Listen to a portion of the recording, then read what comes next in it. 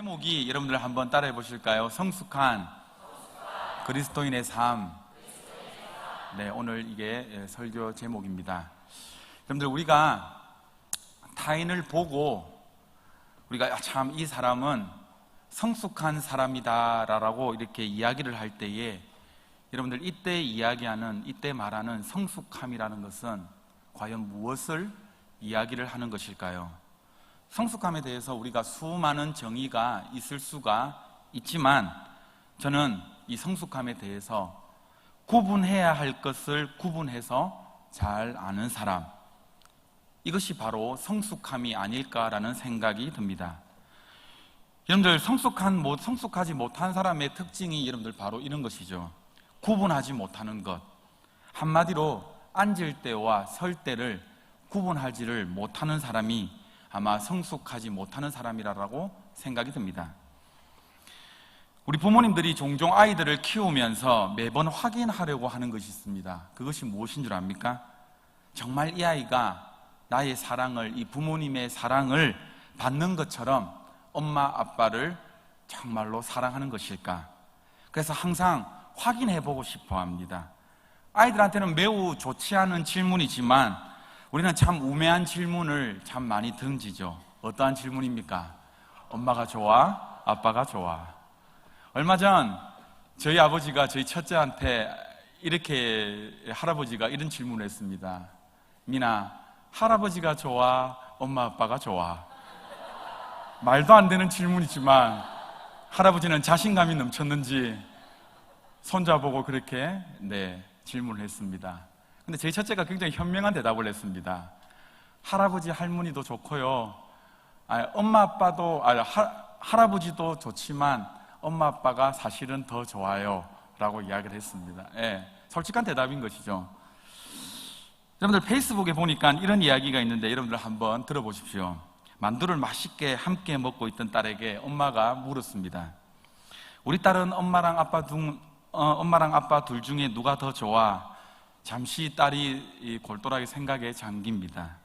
만두를 하나 딱 집어들더니 갑자기 만두를 둘로 탁 쪼갭니다.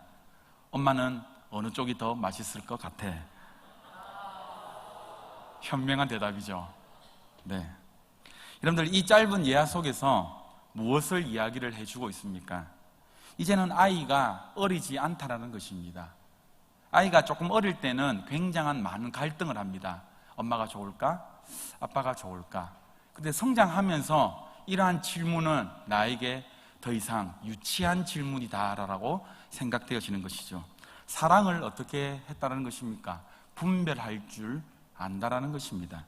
더 이상 기분에 의해서 엄마 아빠를 선택하지 않는다라는 것입니다.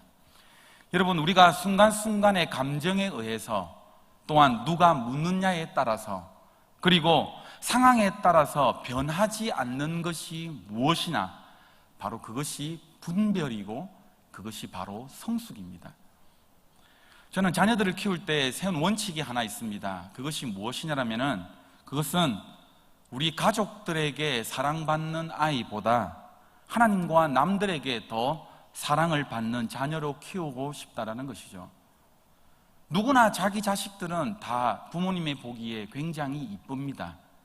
그런데 집 안에서만 이쁘고 집 밖에서 미움을 받는다라고 한다면 그건 조금 곤란해지겠죠.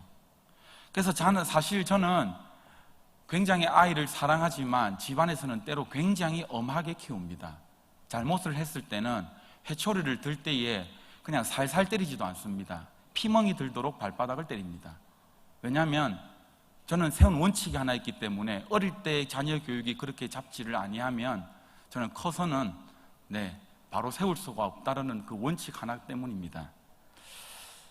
자, 여러분, 그렇다면 우리의 자신과 우리의 교회의 모습을 여러분들 한번 생각을 한번 해볼까요?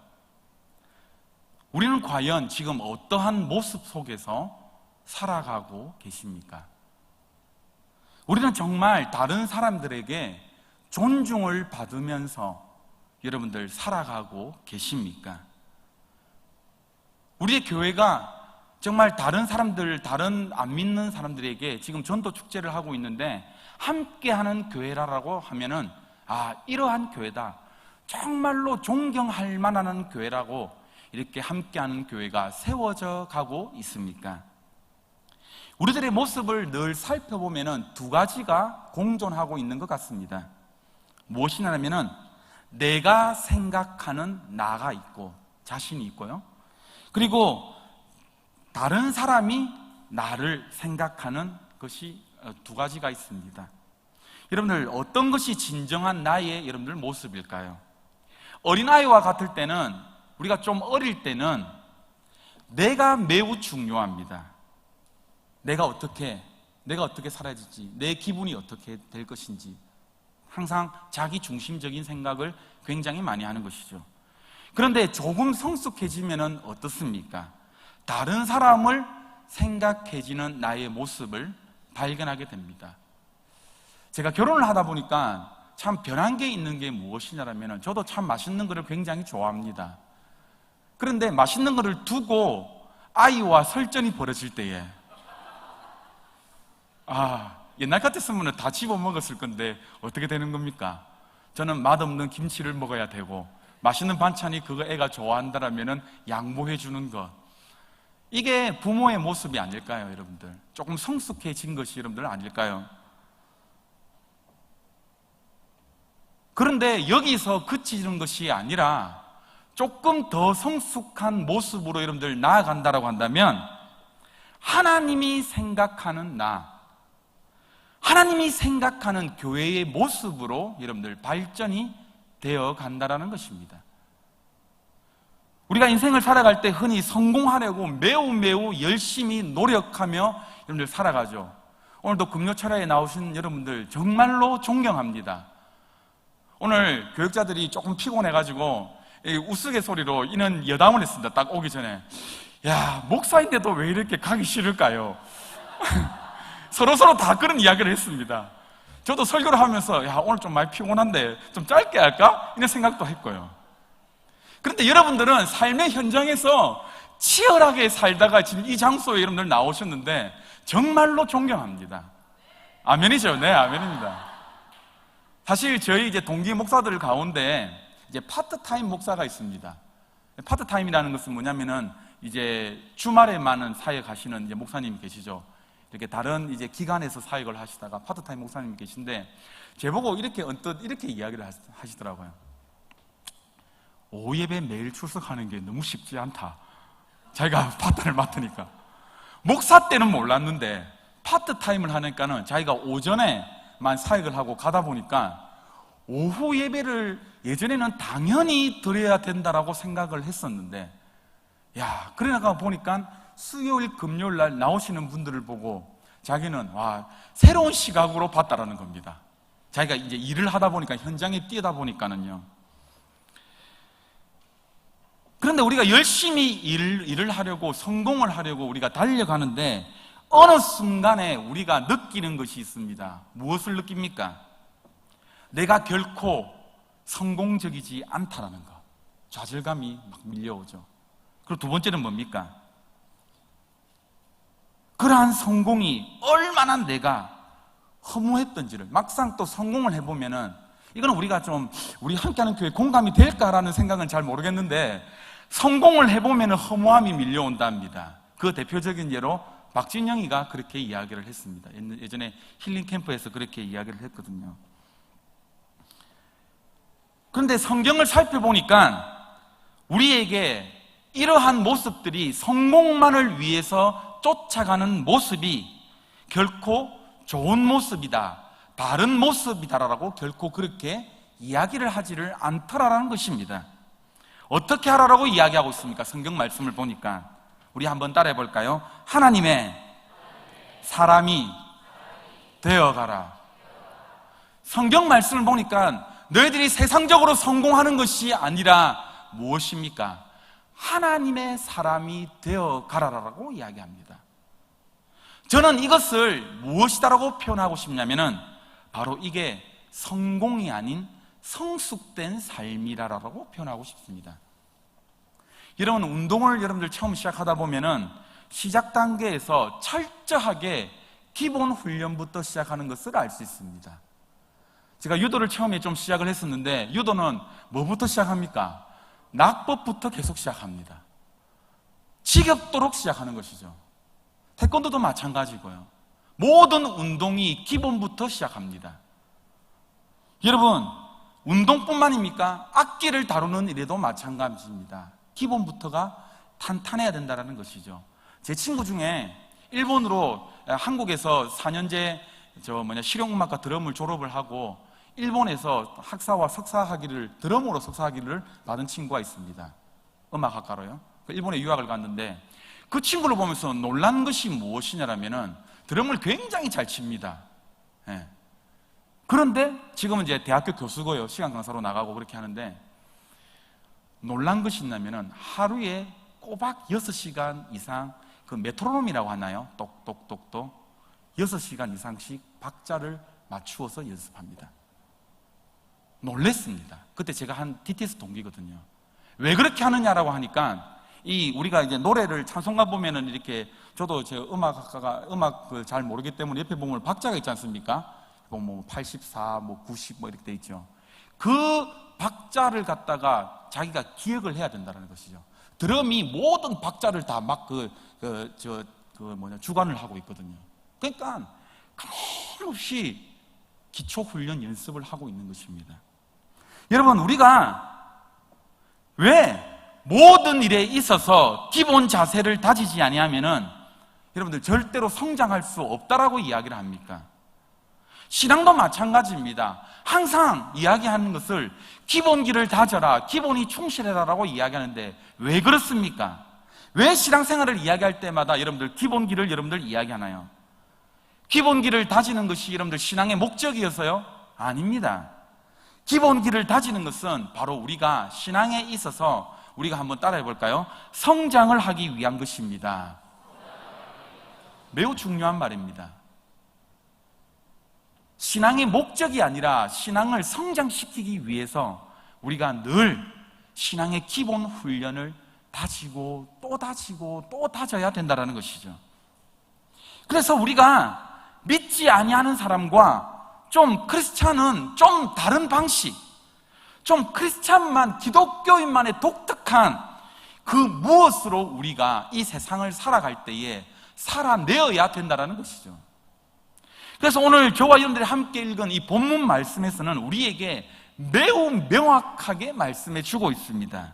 우리 48절 말씀입니다. 마지막 말씀인데 우리가 함께 한번 다시 읽어보시겠습니다. 48절입니다. 시작.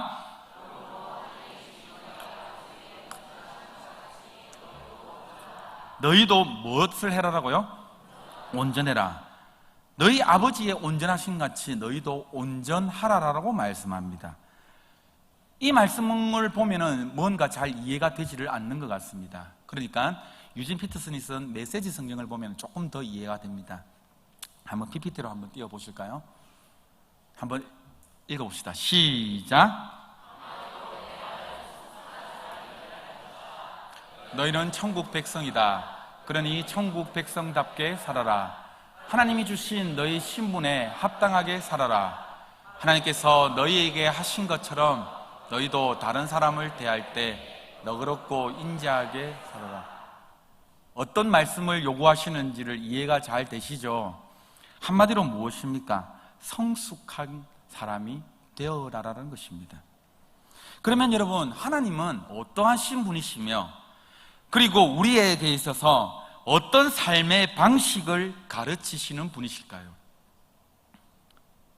어떤 삶의 방식을 가르치실까요? 어려워하지 마시고 성경 말씀에 나와 있습니다. 우리 44절 말씀 한번 읽어볼까요? 본문 44절 말씀입니다. 시작. 사랑하며 너희를 박해하는 자를 위하여 기도하라. 여러분들, 이 말씀은요 우리에게 너무나도 잘 알려져 있고 유명한 말씀이죠. 자, 이 말씀은요 43절 말씀에 대한 굉장한 자세한 설명입니다. 이 44절 말씀은요. 자, 바로 앞구절인 43절 말씀에 보면은 율법은 우리에게 이렇게 가르칩니다. 어떻게 가르치고 있습니까? 내 이웃을 사랑하고 또 어떻게 해요? 내 원수를 미워하라라고 말씀하고 있는 것이죠. 하지만 하나님의 법은 여러분들 어떻습니까? 율법과는 다르게 우리에게 말씀해 주고 있다는 것이죠. 율법이 여러분들 사회 질서를 바로 잡는 것이라고 하면은 하나님의 법은 여러분들 어떻습니까? 하나님 나라의 질서를 바로 가르쳐 주는 메시지입니다. 그리고 45절 말씀에는 매우 도전적인, 아니 우리가 참 이해하기 싫은 구절이 나와 있습니다. 자, 45절 말씀에 바로 첫 시작이 여러분들 어떻게 나와 있어요? 이와 같이 어떻게 해요? 한즉, 조건절이 붙는 것이죠. 맞죠? 이와 같이 한즉, 그러니까 새로운 하나님 나라의 법이 너희들에게 만약 적용이 되려고 한다라고 한다면 우리가 뭐습니까? 하나님 나라의 아들이 되는데 어떻게 해야 된다라고요? 이와 같이 한즉이라고 조건이 붙는 것이죠. 자, 그리고 하나님의 속성이 나오는데 45절 말씀입니다. 45절 말씀 한번 읽어보시겠습니다. 시작. 이는 하나님이 그 해를 악인과 선인에게 비추시며 비를 의로운 자와 불의한 자에게 내려주심이라. 하나님의 속성이 나와 있는데 45절 말씀입니다. 하나님이 이러하신 분이시다라는 것이죠.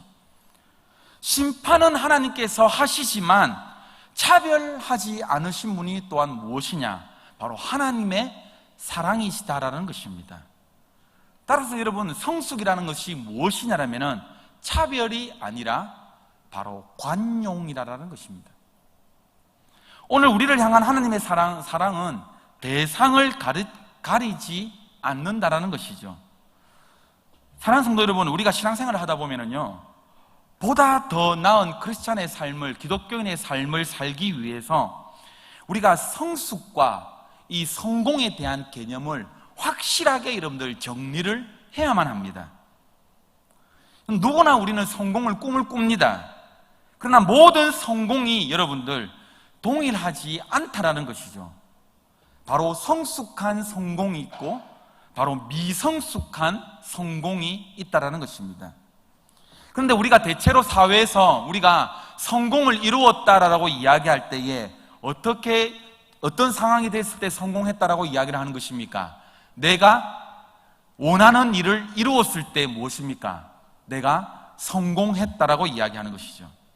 대부분 젊은이들이 오늘도 성공을 위해서 열심히 돈을 법니다. 우리 친구들 이렇게 보면, 친구들이 하면 죄송합니다. 우리 청년들, 우리 친구들, 제가 중고등부 사역을 많이 하다 보니까 자꾸 친구들하고 제가 또 지금 또 초등부 사역을 하다 보니까는 항상 어린이 여러분들하고 해서 입에 자꾸 붙어가 그런데 죄송합니다.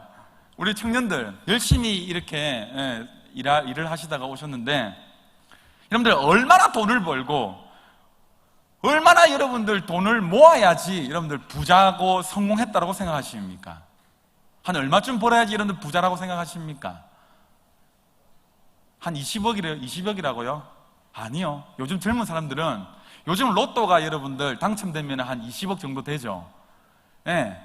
흔히 사람들이 20억이라는 것은 여러분들 저는 1억도 없어가지고 이렇게 하는데 얼마나 요즘은 사람들이 로또가 이렇게 많이 사람들을 버려놨냐고 한다면 억은 돈도 생각도 안 합니다. 젊은이들도요 20억도 돈도 아니라고 합니다.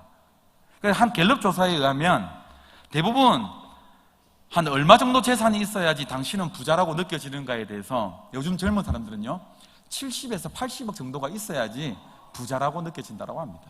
그러니까 20억, 30억은 그냥 좀 사는 사람, 중산층이라고 생각합니다. 성공했다고 생각을 하지 않는 것이죠.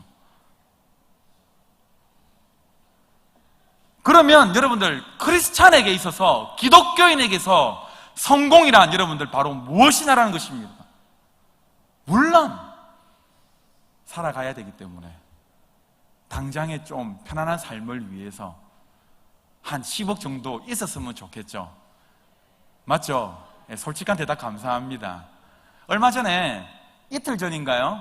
이게 뉴스가 나왔더라고요. 우리나라에서 최고의 로또 금액을 받은 402억의 주인공은 누구인가? 그러니까 몇 년 전에 여러분들 로또가 2,000원일 때 여러분들 계속 2월 돼가지고 여러분들 402억 된 거 여러분들 혹시 아십니까? 혹시 그때 여러분들 산 거 아니겠죠, 여러분들? 2월 되고, 지금은 2월 되면은 2월에 뭐 몇 차수를 갖다가 이렇게 끊어버리는데, 지금은 2월, 그때만 해도 2월에 그거 한계가 없었거든요. 그래서 그때 당시 로또가 2,000원이고, 그래서 최고 당첨 금액이 402억 원이었답니다. 근데 그 주인공이 누구였냐라고 하면, 저 강원도의 경찰이라고 합니다.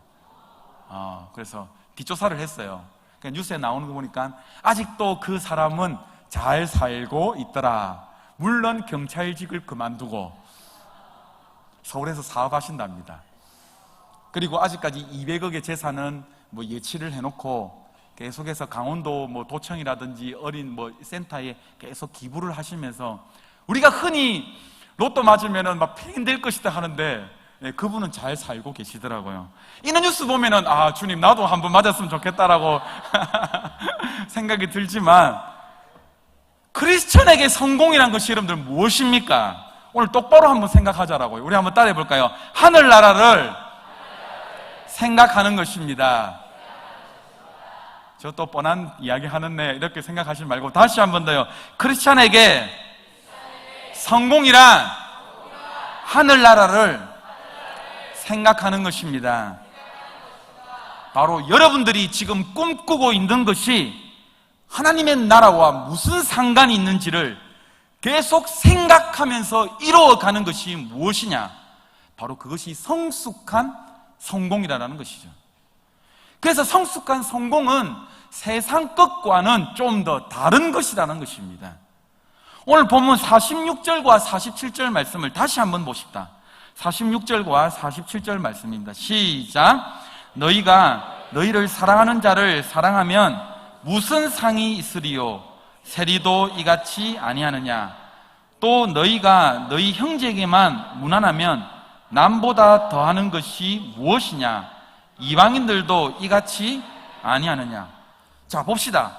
너희를 사랑하는 자를 사랑하는 것, 이 당시는요 굉장히 이기적인 탐욕적인 대상인 세리들도 어떻게 했다는 것입니까? 이렇게 사랑했다라는 것입니다. 그래서 우리도 이와 같이 사랑하는 자를 사랑하는 우리고 그렇게 하기가 쉽지 않습니까? 이렇게 사랑하면서 살아갈 때는 우리가 하늘나라를 위하여서 살아갔다라고 말할 수가 있다라고요? 없다라고요? 없다라는 것입니다. 또한 두 번째요, 너희 형제에게만 무난하는 것, 그렇게 살아간다라고 잘 삶이 아니다라고 이야기합니다. 여러분들, 하나님을 알지 못하는 사람들도요 제 가족이 귀한 것을 압니다. 그렇게 원초적이고 기본적인 삶을 사람들을 보면서 우리는 성숙한 사람이라고 이야기를 하지를 않는 것이죠. 우리가 자녀를 키우면서 종종 깨닫는 것이 하나가 있습니다. 여러분들 무엇입니까? 이 애가 좀 많이 컸구나, 철이 들었구나 느끼는 때가 여러분들 언제입니까? 부모님을 생각할 때가 아닙니까? 아니에요. 여러분들은 잘 모를 거예요. 이 애가 좀 많이 컸구나 생각할 때 자녀가 부모님을 생각해 줄 때예요. 사실 어제 제가 이제 큐티 학교를, 목사님이 이제 10보세에 가셔가지고 제가 큐티 학교를 이제 인도를 제가 했었는데 열심히 강의하고 배가 고팠던 거예요. 그래가지고 이제 밤에 조금 늦게 이제 설교를 좀 이렇게 좀 준비를 하다가 한 12시가 넘어서 제가 또 좋아하는 콜라와 탄산과 이렇게 스낵을 먹었어요.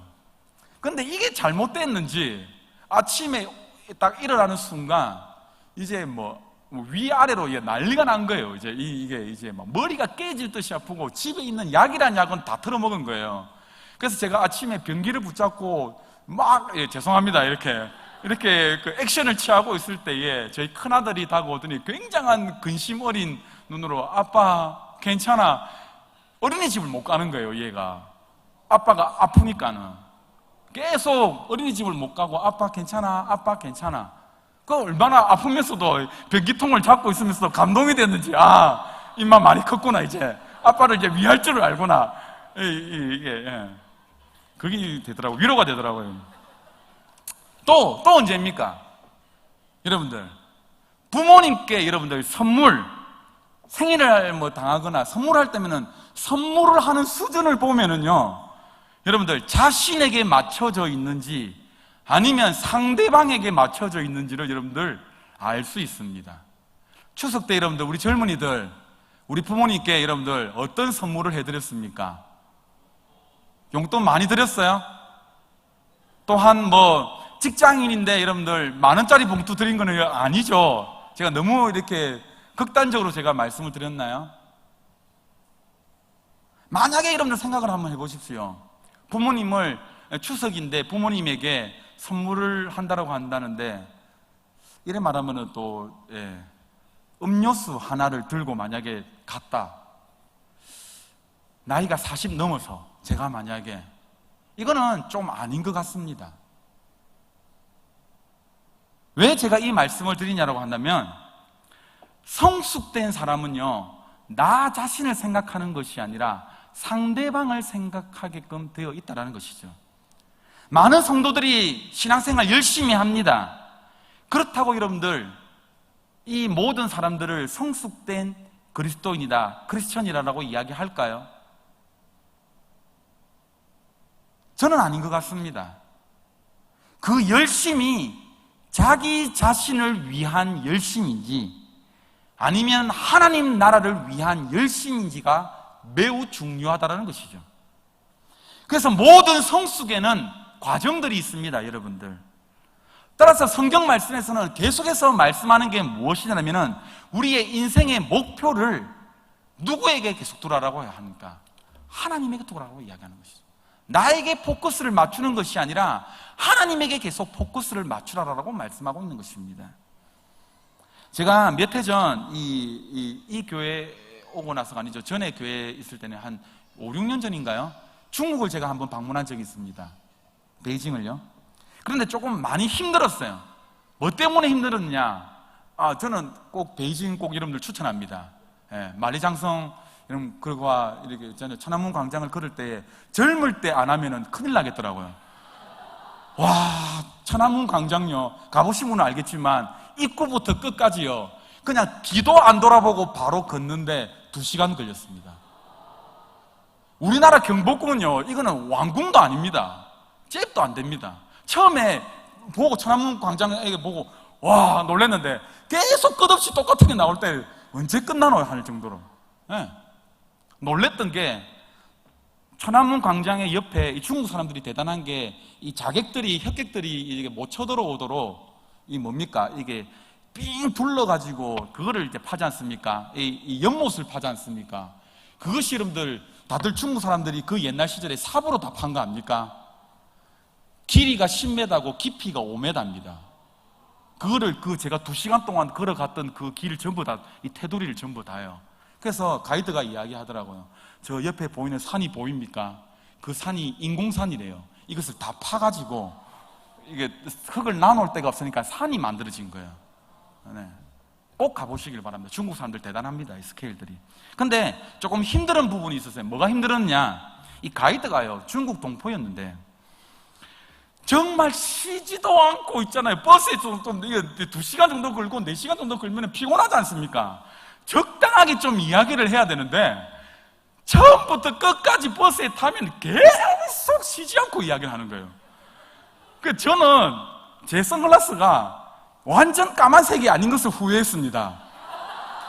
선글라스가 완전 까만색이면 눈 감아도 되잖아요, 이렇게. 그런데 약간 이게 갈색깔인 안경이라 가지고 가이드 앞에서 눈도 못 감고요, 이렇게가 떴다가 감았다가 떴다가 감았다가. 제가 민망하게 계속 감을 수는 없더라고요, 이렇게. 다른 사람들은 다 자고 있던데 주위를 보니까. 우리가 지금 하는 행태, 우리가 지금 하고 있는 신앙생활 여러분들 한번 잘 생각을 한번 해보십시오. 얼마나 바쁜지를 모릅니다. 우리가 이게 중국 가이드처럼 열심히 우리가 신앙생활 하면서 자신이 맡은 사명을 하고 생각하고 열심히 할 줄 모릅니다. 그런데 하나님 입장에서 우리가 생각을 해보면은 우리의 이 열심이 답답해질 수도 있다는 것이죠. 그렇다고 여러분들 열심을 안 내라는 말 아닙니다. 절대 또 유목사 또 이런 말을 했다라고 해서 오늘도 좀 느슨하게 살아야 되겠다는 말이 아닙니다. 무엇이 중요합니까? 방향성이 중요합니다. 정작 하나님의 뜻과는 전혀 상관이 없는 내 열심으로 나만의 신앙생활을 한다라고 한다면은 마치 이거는 국어에 있어서 주어와 서술어가 완전 뒤바뀐 형태가 되는 것이죠. 우리가 하나님을 주어로 시작을 했다라고 한다면 우리가 그분이 일하는 서술어로 맞춰야 된다는 것입니다. 아멘입니까? 그래서 마태복음 5장 48절 말씀에서 결론적으로 무엇입니까? 그러므로 하늘에 계신 너희 아버지의 온전하심 같이 어떻게 하라고요? 너희도 온전하라라고 말씀하고 계시는 거예요. 여기서 온전하라라는 이 말은 원어를 살펴보면은 성숙을 뜻합니다. 성숙된 삶. 이 성숙이라는 말에서 숙자는 역시 여러분들 혹시 한문 잘 하시는 분들, 한문 우리 선생님이 있으신데 숙자가 여러분 우리 선생님 한문 선생님 어느 숙자입니까? 예? 클숙, 익을 숙자 맞죠? 예, 정확하게 대답해 주십니다. 모를 것 같아서 제가 PPT로 준비했습니다. 익을 숙자, 클 숙자 나와주십시오. 좀 더 크게 나와주시면 좋겠는데 보이세요? 자, 보이시면은 여러분들 네, 크게 주셔서 감사합니다. 밑에 이렇게 점 4개가 있죠? 이 점 4개가 여러분들 무엇인 줄 압니까? 마음, 심령, 불하자입니다. 맞죠? 네, 불하자입니다. 제가 틀리게, 한무쌤이 있으니까 제가 대답해. 제가 생각하고 있는 거는 맞습니다. 야, 불하자. 이게 무엇입니까? 익을 숙자가 왜 불하자가 있습니까? 음식은 뜨거운 불에 익혀가면서 자신이 불 앞에서 모든 음식이 숨이 죽어져야지 어떻게 되는 것입니까? 모든 재료들이 뒤섞여져야지 제맛을 내는 거예요. 여러분들 1960년대 유명한 복음주의자이며 교회 선지자 역할을 감당한 이 토저 목사라는 분이 계십니다. 이분이 오늘날 교회의 한국 교회가 아니고 오늘날 세계적으로 교회에 큰 3가지의 문제점이 있다고 이야기합니다. 첫 번째가 무엇이냐면 믿는 자들이 성장을 안 하려고 한다. 항상 어린 아이로 머물려고 한다. 두 번째, 믿는 자가 교회 안에서 마땅히 해야 될 일을 알지 못하고 오직 구경꾼으로 참관만 하고 있다. 세 번째, 믿는 자가 서로 일치가 되지 않고 분열과 다툼을 일삼을 뿐이다. 그래서 토저 목사가 이것을 오늘날 교회의 심각한 문제라고 지적을 하고 있으면서 이것을 해결할 길이 오직 한 가지 방법이 있는데 그것이 무엇이냐 한번 따라해 볼까요? 하나님을 알 때 무엇 때요? 하나님을 알 때, 하나님을 알아갈 때에 이것이 해결책이다라고 이야기하는 것이죠. 하나님의 자녀는요, 나이가 들어갈수록 신앙의 경륜이 쌓여갈수록 하나님 나라의 백성이 나아가야 될 길을 정확하게 알아야 된다는 것입니다. 그리고 하나님께서 우리에게 말씀하시는 그 방향성과 계획과 언약을 우리가 알아야 된다는 것이죠. 여러분, 그것을 알기 위해서는 여러분들 어떻게 됩니까? 하나님을 어떻게 알 수 있어요? 어떻게 알 수 있습니까? 말씀을 통해서입니다. 말씀을 통해서 하나님을 알아갈 수가 있습니다. 근데 참 아이러니한 게 여러분들 무엇인 줄 압니까? 우리가 신앙생활 열심히 합니다. 뜨겁게 기도합니다. 우리가 정말로 교회생활 열심히 잘하고 있습니다. 하나님의 말씀 보는 일에 얼마나 여러분들 열심을 내고 계십니까? 그분을 알아가는 데에 얼마나 소원함을 가지고 계시고 여러분들 얼마나 연구하며 읽고 계세요? 한번 여기서 조사 한번 해볼까요? 주일부터 금요일까지 하나님의 말씀을 내가 정말로 20장 이상 읽었다, 아니 10장 이상 읽었다, 잘 없을걸요. 굉장히 아이러니하지 않습니까, 여러분들?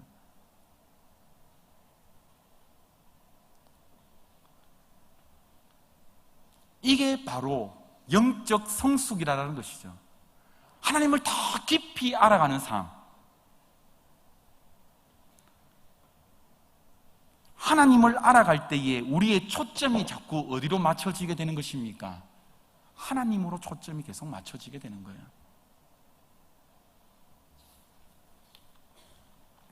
사실 우리가 신앙생활을 하면서 성숙 누구나 꿈을 꿉니다. 하지만 때로는 우리가 성숙이라는 이 단어 앞에 우리가 항상 우리 대표기도 할 때마다 항상 그렇게 고백하시는 분들이 많은데, 주님 뜻대로 살고 싶었지만 우리가 육신이 연약하여서 오늘도 이렇게 약해서 왔습니다라고 계속해서 이렇게 이야기하지 않습니까? 우리가 신앙생활을 할 때 상황 앞에, 우리의 환경 앞에 무너지는 모습을 우리가 발견합니다. 그런데 여러분, 걱정하지 마시길 바랍니다. 왜입니까? 한번 따라해 봅시다. 성숙은 무너짐의 경험을 통하여서 쌓아진다. 굉장히 중요한 말입니다. 성숙은요, 무너져 보지 않고서는 절대로 쌓아질 수가 없습니다. 저도 제 인생길을 되돌아보면은 넘어지고 자빠지고 실패하고 좌절될 때에 누구를 찾습니까? 하나님을 찾아요. 참 교만해요. 그 가운데에 하나님의 말씀을 찾게 되고 그 가운데에 처절한 인간의 모습을 찾게 되는 것이죠. 하나님의 은혜 아니고서는 도저히 회복될 수가 없구나. 하나님의 말씀 아니고서는 내가 이 상황을 도저히 타개 나갈 방법이 없구나라고 내 자신, 내 꼬라지를 발견하게 된다는 것입니다. 그것이 언제요? 무너지게 될 때요. 쓰러지게 될 때요.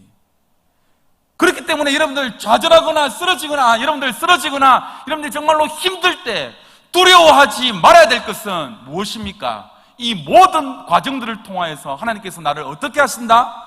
성숙의 과정으로 만들어 가신다라고 오히려 어떻게 됩니까? 찬양함으로 나가야죠. 하나님 감사합니다.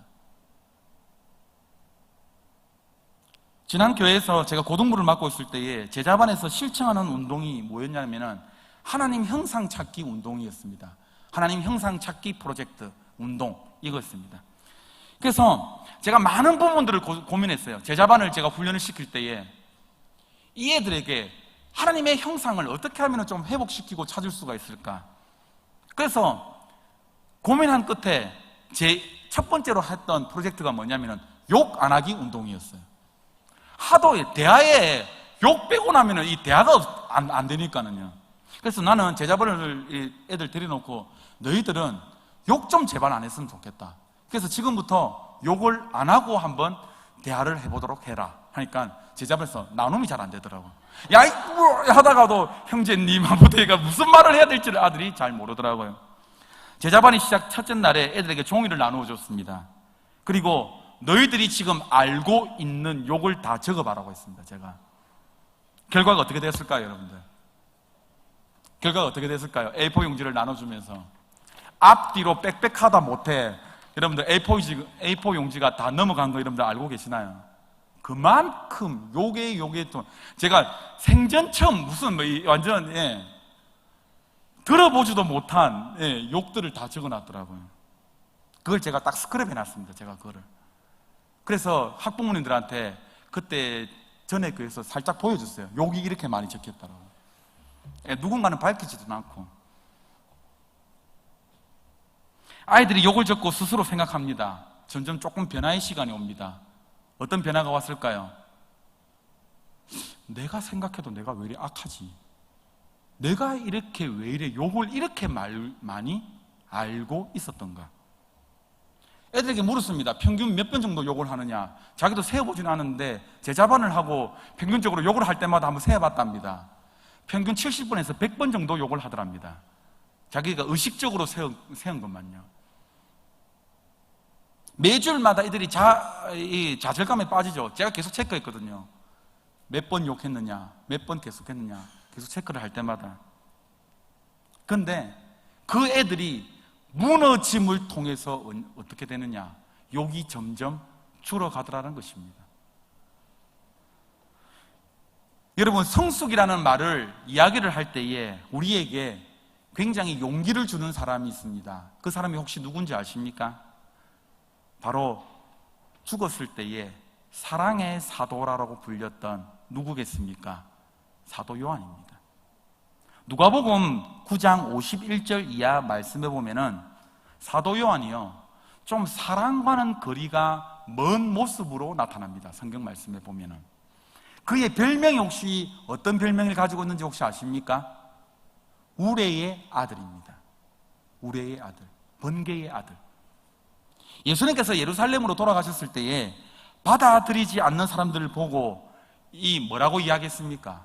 요한이 우리가 불을 명하여 하늘로부터 내려 저들을 멸하라 하기를 원하시나이까? 라고 이렇게 굉장히 급한 친구예요. 이 친구도 아주 급한 성격, 사랑과는 거리가 멀어 보이는 그가 어떻게 별명이 여러분들 무엇입니까? 사랑의 사도였습니까? 그가 약점이 분명히 있었어요. 그럼에도 불구하고 성숙한 삶의 과정을 통해서 삶의 열매를 맺었다라는 것이죠. 그에게 주어진 사명이 무엇입니까? 예수님의 어머니 마리아를 모시는 수십 년의 삶을 통해서 인고의 삶을 살았다는 것입니다. 외경에 의하면 사도 요한은 입을 열면은 사랑하라라고 설교를 했고 죽을 때도 사랑하라라고 설교를 했다고 합니다. 만일 여러분들 사도 요한이요 자기가 처한 상황에 집중을 했다라고 한다면 과연 성숙해질 수가 있었을까요? 저는 아니라고 봅니다. 우리의 불평과 우리의 불만, 우리의 성숙을 가장 여러분들 저해하는 큰 요인이 무엇입니까? 우리에게 딱 지배하고 있는 환경 아닙니까, 여러분들? 그런데 우리가 그 환경으로 인내하고 성숙을 배운다라는 것이죠. 우리가 살다 보면은 주변에서 조금 우리를 당황스럽게 하는 일들이 굉장히 많이 있습니다. 특히 상대방이 어떨 때입니까? 곤모술수를 쓸 때. 맞죠? 아닙니까? 아주 약삭 빠르게 나할 때, 대할 때 이것만큼 피곤한 일이 없습니다. 그런데 상대방은 모른다라고 그렇게 할 줄 몰라도 우리는 다 이 영적인 우리 사람들이기 때문에 어떻습니까? 딱 보면 알지 않습니까? 저 사람이 대할 때 어떤 의도로 나를 대하고 어떤 자세로 나에게 저는 미소를 짓고 다 느낌이 다 옵니다. 저만 그렇습니까? 다 여러분들도 다 그렇잖아요. 그럴 때 우리 어떻게 대처합니까, 여러분들? 어떻게 대처해요? 두고 봐라. 이랍니까? 경상도 말로 한번 갈아줄까? 이렇게 생각하십니까? 그러면 속은 시원하겠죠. 그런데 어떻습니까? 그 사람과 똑같은 사람이 되는 것입니다. 유치원 아이들이나 초등학교 아이들과 여러분들 싸움을 하면은 똑같은 이런 수준이에요. 서로 갈른 게. 그런데 쟤하고 저희 아들하고 싸웠다 합시다. 저희 유치원생들하고 제가 지금 여러분들 맡고 있는 초등 일부 친구들하고 내가 싸웠다 합시다. 제가 싸우면 어떻게 되는 겁니까? 여러분들 제가 만약에 초등학교 1학년, 2학년 친구가 저하고 막 다투고 싸우고 있다, 말의 논쟁을 벌이고 있다, 누구를 지금 욕하는 겁니까 지금? 예? 말이 안 되는 게임이잖아요, 여러분들. 제가 청소년 사역을 하다 보면은 별의별 일이 다 있습니다. 여러분들도 셀 사역을 하다 보면은 별의별 일 다 있겠죠. 제가 한번 이야기한 것 같은데 제가 멱살 많이 잡혔습니다. 저 뺨도 많이 맞았고요, 저 애들한테. 그것도 집사님들 아들한테. 제자반 들어오라 했다고, 수련회 가자 했다고. 어이구씨 이러면서 애들이 제보고. 그럴 때 제가 똑같이 반응했다라면 어떨까요? 이 새끼야 이러면서 주먹 쥐고, 내가 참다 보니까 내가 그래도 전도사인데 내가 니한테 이렇게 멱살 잡혀야 되겠나 이러면서 멱살 같이 잡았다면 어떻게 되는 겁니까? 아마 예수 안 믿었을지도 잘 모르겠습니다. 잡혀도 어쩌습니까? 예수 믿으라고 안 카나? 니 잘 되라고 안 카나? 이래 말할. 그래서 지금 신앙생활 잘하고 있습니다. 지금 그 친구가 만나면 죄송하다라고 이야기하더라고요. 그때 제가 성숙함으로 나아가 보겠습니다. 오늘 본문 다시 한번 보겠습니다. 여러분들 46절부터 48절 말씀 다시 한번 읽어볼게요. 46절부터 48절까지 다시 한번 읽어보겠습니다. 시작.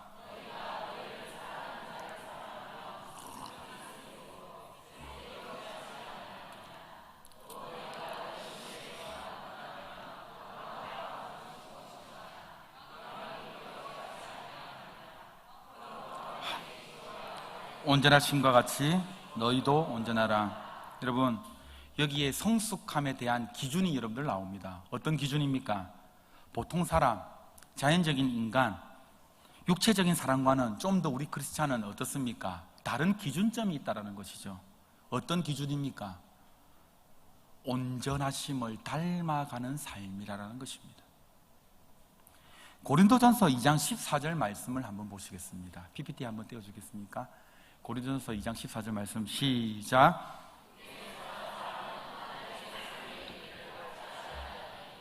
이는 그것들이 그에게는 어리석게 보임이요 또 그는 그것들을 알 수도 없나니.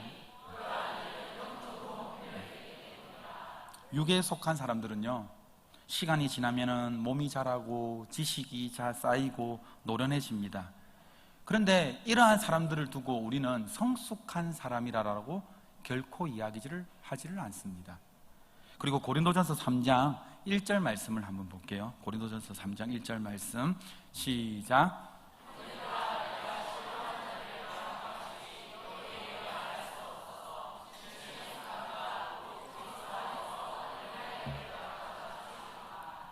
여러분, 영적으로 보면은 어린아이와 같은 사람을 다른 말로 하면은 무엇입니까? 육신에 속한 사람이라고 이야기할 수 있겠죠. 예수를 믿고 중생은 했으나 아직까지 영적으로 성장하지 못해서 육신의 소욕을 따라 사는 사람, 이게 영적으로 어린아이와 같은 사람입니다. 예수를 믿어도 중생의 체험이 있어도 육에 속하여서 성숙되지 못한 사람들이 아직까지 많이 있을 수가 있다라는 것이죠. 그런데 사도 요한의 이 불같은 성격은요, 예수님과 함께 함께 다니며 드러났던 미성숙함입니다.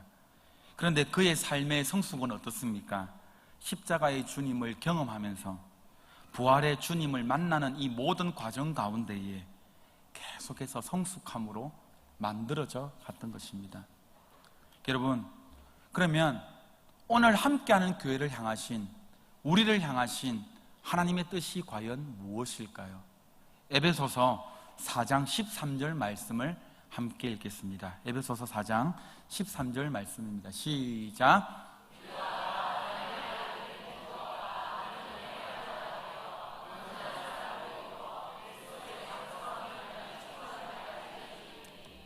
우리가 온전한 사람을 이루어서 어떻게 해요? 그리스도의 장성한 분량까지 계속해서 자라나야 된다는 것이죠. 그리고 또한 최종적인 우리 그리스도인의 목표가 뭐냐면은 오늘 본문 말씀의 48절 말씀처럼 무엇입니까? 하늘에 계신 너희 아버지의 온전하심 같이 어떻게 라고 하는 것입니까? 너희도 온전하라는 것입니다. 그러면 말씀을 이제 마무리를 지으면서 우리가 성숙함에 대해서 조금 더 깊게 한 번만 생각을 해보겠습니다. 자, 그러면 여러분들, 누가 우리의 원수이고 누가 여러분들 우리의 이웃이 됩니까? 누가 이웃이고 누가 원수예요, 여러분들? 그 기준은 매우 간단해요. 무엇인 줄 압니까? 나에게 유익이 되는 사람은 어떻습니까? 이웃이고, 나에게 방해가 되고 나를 힘들게 하는 사람은 어떤 사람입니까? 원수죠. 이웃에게는 근데 잘하고 여러분들 원수에게는 똑같이 갚아주는 논리는 어떻습니까? 세상적인 논리입니다. 하나님 나라는 어떻습니까? 그 원수들을 통해서 하나님께서 우리를 성숙시킨다는 것입니다. 이것에 그 말씀에 내가 동의합니다라는 것이 하나님의 말씀을 쫓아가는 삶인 것이죠. 내가 그 사람을 이기는 것보다, 내가 그 사람을 밟아 나가는 것보다 중요한 것이 무엇입니까? 하나님의 목적을 이루어가는 것이에요. 그런데 우리의 자꾸 쓴 뿌리가 자꾸 뭐가 올라옵니까? 저거 밟아줘야 되는데, 저거 내가 그냥 봐가지고 내가 못 도는데, 내가 이래가지고 내가 제명에 못 산다, 내가 이래가지고 억울해서 못 산다. 이게 솔직한 우리의 심정 아닙니까, 여러분들? 여러분, 우리가 아는 인류의 역사들을 여러분들 한번 살펴보십시오. 아니, 역사까지 아니더라도 지금 우리가 살아가는 정치의 형태를 여러분들 한번 봐보십시오. 인류가 존재하는 한 싸움과 시기와 분쟁이 계속해서 여러분들 일어납니다. 맞죠? 여당일 때와 야당일 때와 서로요 계속 바뀌는데도 불구하고 서로 팻말들이 자꾸 바뀝니다. 뭡니까 이거 지금? 서로 공격하려고 계속해서 싸움거리로 계속 지금 하고 있는 거잖아요. 그래서 성숙은 무엇이냐? 내 뜻도 아니고 내 뜻도 아니고 누구의 뜻입니까? 하나님의 뜻입니다. 이것을 생각하는 거예요. 그런데 중요한 것이 있습니다. 하나님의 뜻을 생각하는 데에 순종하며 살아가는 데에 반드시 전제가 붙는 것이 있는데 그것이 무엇이냐? 자신의 뜻을 버리기 위해서는 우리 한번 따라해 볼까요? 나 자신을 낮추어야 된다. 조금 여러분들 역설적으로 들리지는 모르겠지만 성숙은요 어린 아이처럼 자세를 납작하게 엎드리는 것입니다. 낮추는 것입니다. 믿음이 자라면서 우리의 생각을 버리게 되는 경지에 이르게 될 때에 우리는 성숙이라는 말을 쓰게 되는데 어린 아이처럼 납작하게 엎드려질 때에 우리는 그 성숙을 경험하게 되는 것이죠. 성숙을 이룬다는 것은요 우리의 이성과 우리의 지식의 성장과는 절대로 여러분들 불가능합니다. 왜인 줄 아십니까? 하나님의 뜻이 우리의 이성 가지고는 이해가 안 되기 때문입니다. 여러분들 하나님의 말씀이 여러분들 이성 가지고 여러분들 이해가 됩니까? 우리의 이성 가지고는요 첫 구절부터 여러분들 이해가 안 될걸요. 태초에 하나님이 천지를 말씀으로 창조하셨다. 이성으로 여러분들 이게 어떻게 설명이 됩니까? 성숙도 마찬가지예요.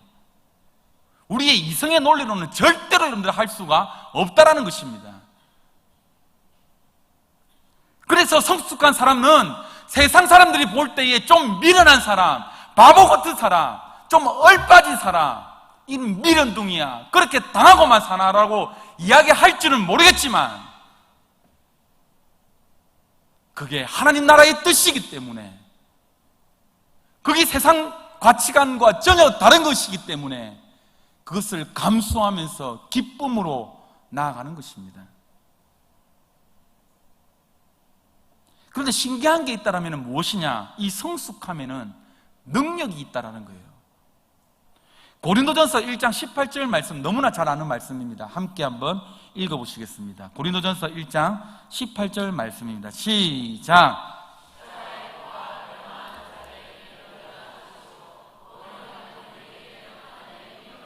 너무나 중요한 말씀이기 때문에 다시 한번 더요. 시작. 십자가의 도가 멸망하는 자들에게는 미련한 것이요 구원을 받는 우리에게는 하나님의 능력이라. 아멘. 세상 사람들이 우리를 볼 때는 미쳤다라고 할 줄 모르겠습니다. 이 귀중한 시간에, 이 금요철에, 이 피곤한 시간에 이렇게 모여있는 것 자체가 세상 사람들이 볼 때는 미련한 짓이고 미친 짓입니다. 그러나 우리가 왜 이 자리에 여러분들 모였습니까? 그 하나님의 능력을 알기 때문에, 그 복음을 우리가 알기 때문에 이 장소에 여러분들 나온 거 아닙니까? 그런데 우리가 육신이 연약하여서 계속 넘어질 때가 있다라는 것이죠.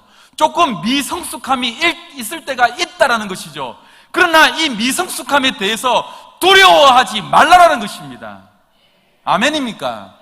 제가 교구 사역을 할 때에 가장 안타까운 것이 무엇이냐라면은 저를 만날 때마다 목사님, 제 꼬라지가 이것밖에 안 됐어요.